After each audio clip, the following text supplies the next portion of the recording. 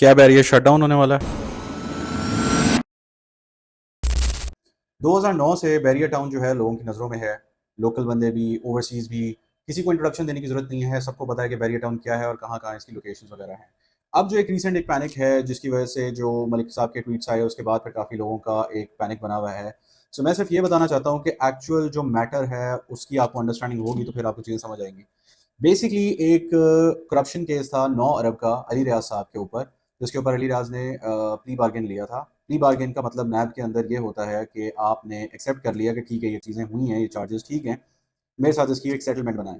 तो by parts उसकी payment जानी थी और उस पेमेंट्स के अगेंस्ट एज सिक्योरिटी इन्होंने 8 प्रॉपर्टीज़ थी रावलपिंडी की जो इन्होंने प्लेज की थी नैब के अंदर के। और ये प्लेज का मतलब ये होता है कि अगर प्लेज की हैं तो अगर इन केस कि आप मतलब कोई भी बंदा पेमेंट नहीं करता इदारे को, तो इदारा ये राइट रखता है कि उसको बेच सके, लेकिन वो खुद से भी नहीं बेच सकता, उनको कोर्ट की क्लियरेंस पहले चाहिए होती है, फिर जाके वो कुछ ना कुछ कर सकते हैं।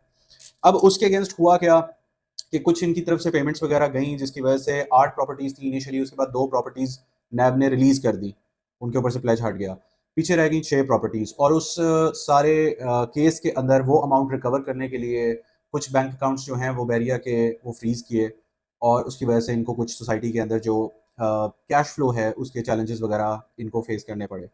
अब अल्टीमेटली ये हुआ कि जो बड़ी अमाउंट्स रिकवर करने के लिए नैब ने फाइनल एक क्लियरेंस मांगा कोर्ट से, कोर्ट ने उस चीज़ का क्लियरेंस दिया। हालांकि इन्होंने एक अपील फाइल की थी सुप्रीम कोर्ट के अंदर। खैर, जो अदालत है उधर से इनको क्लियरेंस मिली नैब को, नैब ने फाइनली जो है वो डिसाइड किया कि उसका ऑक्शन किया जाए। ये है एक्चुअल मैटर। अब now where do the resident stand और इन्वेस्टर्स कहाँ पर खड़े हुए हैं, इनके लिए कितनी बड़ी जो है वो प्रॉब्लम है। नंबर वन ये कि जितने भी लोग हैं जिनकी लोकल अथॉरिटीज जैसे एलडीए है, आरडीए है, केडीए है, इनके साथ जो अप्रूव्ड हैं वो तो टोटली सिक्योर हैं, वो तो एक साइड पे हो जाएं।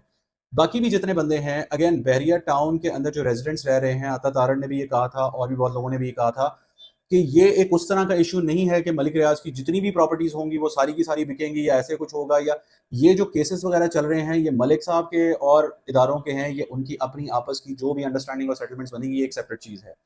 इसी तरह से 2009 से अब तक बहुत सारी गवर्नमेंट्स आई, गवर्नमेंट्स की फेवर में भी रहे मलिक साहब, गवर्नमेंट्स के अगेंस्ट भी गए और ये इस तरह की न्यूज़ और रूमर स्प्रेड होती रही। अब मेन जो बुनियादी चीज़ है वो ये है कि जिस तरह स्टॉक मार्केट के अंदर रूमर्स की बेस के ऊपर प्राइसेस वगैरह मूव कर रही होती हैं, तो इसी तरह से न्यूज़ और रूमर्स यहाँ पर भी आ रहे हैं। नेगेटिव सिचुएशन तब होगी अगर यहाँ से सारे बंदे एग्जिट करना शुरू कर दें और एक उस तरह की पैनिक क्रिएट हो जाए, लेकिन अल्हम्दुलिल्लाह उस तरह का नहीं हुआ। मी बीइंग इन लाहौर, मैंने अभी तक कोई ऐसा सेलर नहीं देखा है जो अपनी प्रॉपर्टी को फेंक के बेचना चाह रहा हो या बेच के उसमें से निकलना चाह रहा हो। हाँ, कंफ्यूज्ड हैं लोग, लोगों को एक्चुअल जो है इशू का सिनेरियो का नहीं आइडिया, बट कोई ऐसा पैनिक सेलिंग वगैरह मैंने अभी तक, सो फार मैंने अभी तक नहीं देखी। और बायर्स भी अभी भी आ रहे हैं, लोग अभी भी आ रहे हैं, घर वगैरह परचेज कर रहे हैं, प्लॉट्स वगैरह परचेज कर रहे हैं, तो वो एक बाइंग सेलिंग जो है वो एक ट्रेंड चल रहा है। न्यूज़ एंड रूमर्स की बेसिस पे ना जाएं, ट्राई टू अंडरस्टैंड के जो एक्चुअल इशू है वो क्या है, वो अकाउंट्स फ्रीज हुए, वो अकाउंट्स क्यों फ्रीज किए गए, और फिर ये जो प्रॉपर्टीज़ हैं इनका ऑक्शन का बना तो इनका क्यों ऑक्शन का बना, क्यों नैब जो है, अगर आप नैब के स्पोक्स पर्सन को भी देखेंगे यूट्यूब के ऊपर या डिफरेंट सोशल मीडिया प्लेटफॉर्म्स के ऊपर, वो भी इन 6 प्रॉपर्टीज़ की ही बात कर रहे हैं जो रावलपिंडी के अंदर हैं। इन 6 प्रॉपर्टीज़ के अलावा और नहीं है, बिकॉज ये एक केस से रिलेटेड है और उसका जो एक लीगल प्रोसेस है उसका प्रोसेस इस तरह से है।